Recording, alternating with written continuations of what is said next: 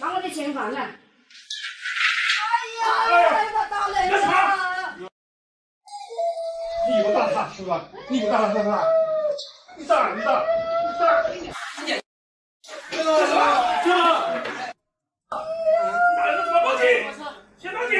你見過這麼囂張的外孫嗎？花完外婆的100萬積蓄買車買房，提車後卻翻臉不認人，對外婆大打出手。然而這已經不是外孫第一次對外婆動手了。據老人介紹，1年前他在小區门口攔住外孫寶馬車讓他還錢時，外孫一巴掌就把他甩翻在地。那麼祖孫之間到底發生了什麼？為何外孫要粗暴對待疼愛自己的外婆？眼前這位老人叫石美玲，已然80多歲高齡。她告訴記者，自己的小女兒遠嫁台灣，很少見面，身邊只有大女兒黃美娟和大外孫黃濤。就在去年，黃濤以籌備婚禮為由，向她借了近100萬買房買車，並寫下借款協議，承諾將來給外婆養老，還保證如果沒履行，外婆可以拿着借条到法院起訴他。7、80萬都蓋着他，我沒有錢了，還有我爸爸死還拿着5萬塊錢的夫妻費，我老頭子死也拿着5萬塊錢。然而房子剛落戶，黃濤就毫不猶豫地把外婆和外公趕出家門。更過分的是，他還沒半點悔意。回憶當天的事情，石美玲和老伴準備去新房住1晚，大概9點多，黃濤從外面回來，也沒說同不同意，直接就把他們東西丟到了外面。丢了以後就搶起我頭。當時把你趕出來動手了嗎？打人了嗎？打的人，打了老伴，就打了他老婆一個杯子，就砸了他老婆高頭。石美玲的想法也很簡單，再多的錢還不如親情可靠，她終究要靠女兒靠外孫養老，於是她才會把錢借給黃濤。可沒想到背叛來得如此突然，一氣之下，石美玲拿着借條到法院起訴黃濤，而法院也是判決黃濤還錢，並凍結他名下財產。本來事情到這裡已經算結束了，然而黃濤卻耍起了心眼，他又寫下一份承諾書，稱只要把房子出售，就立即歸還26萬欠款。因為感念親情血脈，石美玲一時心軟，就去法院申請解凍。沒想到房子一賣，黃濤就把錢轉走了。解放以後，他們就把錢就轉走，當時還騙我。黃濤為了欺騙外婆，可謂使盡手段，不道德行為讓人難以置信。那麼作為母親的黃美娟為何不出來管一管呢？提到這個女兒，石美玲老人滿心怨氣。她表示，當初她把近100萬的積蓄給女兒保管，可女兒不經她同意就把錢給了黃濤。剛到母親住所的女兒聽到了母親的指責，但她並未多說什麼，反而愧疚地低下了頭，並表示她會幫母親追回欠款。可眼下石美玲表示不敢再相信她。不相信他的，我還相信他，那麼多錢都泡湯了，我還相信他，我命都我丟不完。既然女兒不可靠，石美玲決定親自去找黃濤。如今黃濤35歲，一事無成。石美玲曾多次拿錢給黃濤創業，不過都以失敗告終。如今她在岳父的工廠打工。隨後他們來到了黃濤工作的地方，走進辦公室，他們見到了黃濤。石美玲依舊叫黃濤還錢，而黃濤卻極為反感，甚至動起手來。把我的錢還來！哎呀，我打人了！你有大他是吧？你有大他是吧？你打！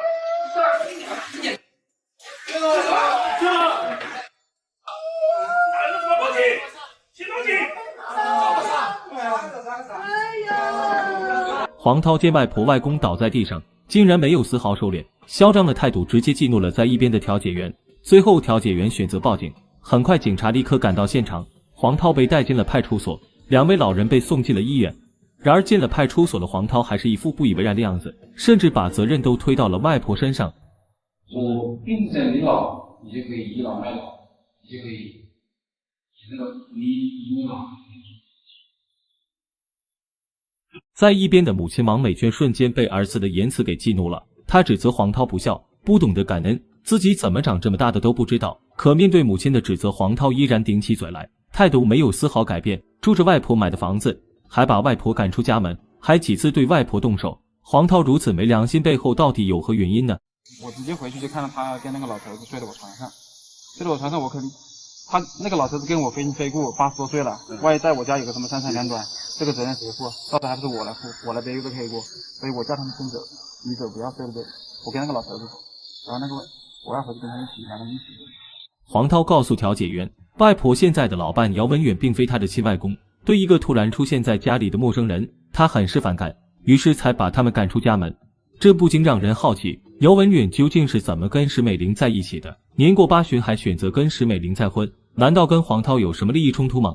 姚文遠表示，他跟石美玲是在老年公寓認識的。起初他是因為同情石美玲的遭遇，經常看見女兒來逼問要錢，可是逢年過節都不來看望一下。後來他生病住院，石美玲忙前忙後給他最好的照顧，兩人相處下來，姚文遠覺得石美玲善良、熱情、性格好，於是他便有了再婚的想法。而讓他們真正走到领證的還有一個重要的原因，姚文遠希望能跟石美玲名正言順的在一起。另外，結婚後需要手術簽字時，石美玲可以代替不一定能及时趕到的子女，可畢竟两人都年事已高，再婚時是否遭到了反對呢？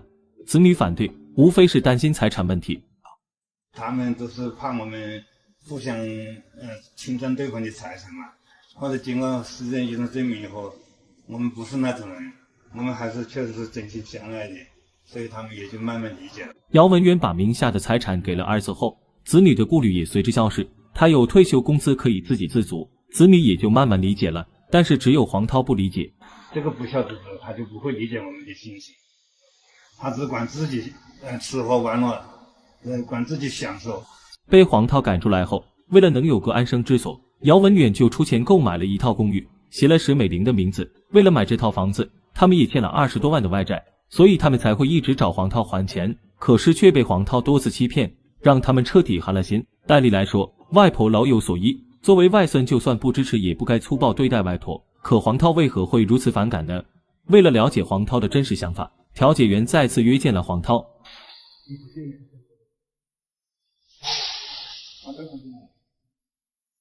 黃濤表示，只要外婆不把姚文遠帶到他居住地方，是否再婚與他毫無關係。既然不介意外婆再婚，可為何關係還會決裂呢？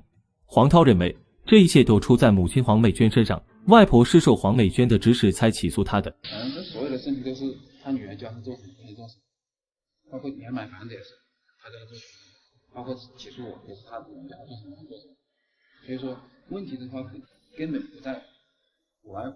黃濤表示，母親黃美娟這麼做的目的就是為討好他，讓他接受自己再婚的對象，可黃濤就是不願意。他等於說想做這些事情，想讓我接受他，他找的那個老公，他找的那個男的，我就不同意，所以他就不幹了。原來黃濤的父母已經離婚9年，在黃濤眼裡，父母離婚錯在母親，所以母親給他買車買房是在彌補過失。可不管黃濤對母親有什麼成見，也不應該把仇恨轉嫁到外婆身上。最後黃濤承認他確實用外婆的錢買車買房，但只有43萬，所謂將近100萬都是母親以他的名義要的，實際上並未用在他身上。那麼事實是否真是如此呢？聽到兒子的指責，王美娟走了過來。他後來這個為什麼他跟我翻臉呢？他是這樣的，因為這個東京金灣這個房子是他跟他前妻結婚用的房子。現在找這個老婆呢也是2婚，他老婆也是2婚，他也是2婚。他說是我離婚的房子不肯住，他要另外買房子。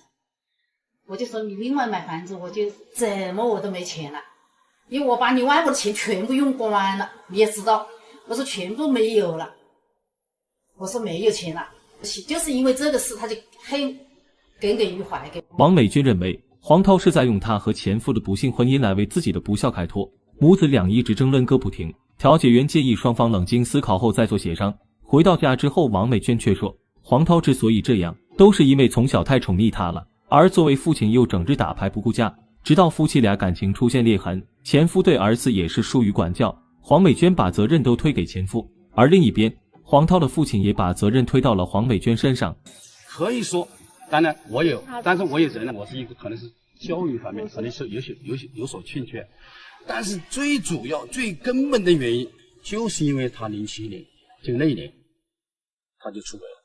可不管如何受傷，為什麼是外婆呢？讓80多歲的老人用一生的積蓄買單，這樣真的合適嗎？到最後又找誰來負這個責任呢？事到如今，黃濤還是為自己的行為向外婆表達了歉意。之前比較衝動，然後在這裡跟他們老人家道個歉吧。還表示錢自己一定會還，但是目前自己沒有穩定的工作，只能按月償還或者拿網吧的股份抵債，可這直接遭到石美玲的拒絕。為什麼？我找他要之前他擋我一次，另一方面我年紀82還是83歲。黃濤一再出爾反爾，在他心中早已沒有信譽可言，而且他現在已經82歲高齡，估計也等不到還完的那天了，所以他現在只想拿回屬於自己的錢。最後，石美玲向法院申請強制執行，法院也將黃濤列入限高名單，一旦他拒不執行，法院會依法追究他的責任，對他進行拘留或者處罰。法律的判決就是一種警示，親人之間沒有所謂的理所應當，更沒有誰應該對誰好。不可否認，家庭教育的缺失使黃濤走向邪路，但這並不能成為他不道德和不孝的理由，也不要把自己的錯誤歸結到別人身上，那是極其沒有坦蕩的表現。35歲的年紀已經步入而立之年，理應有了自己判斷能力。希望黃濤能好好反省自己的行為，重新找到作為家庭成員的擔當，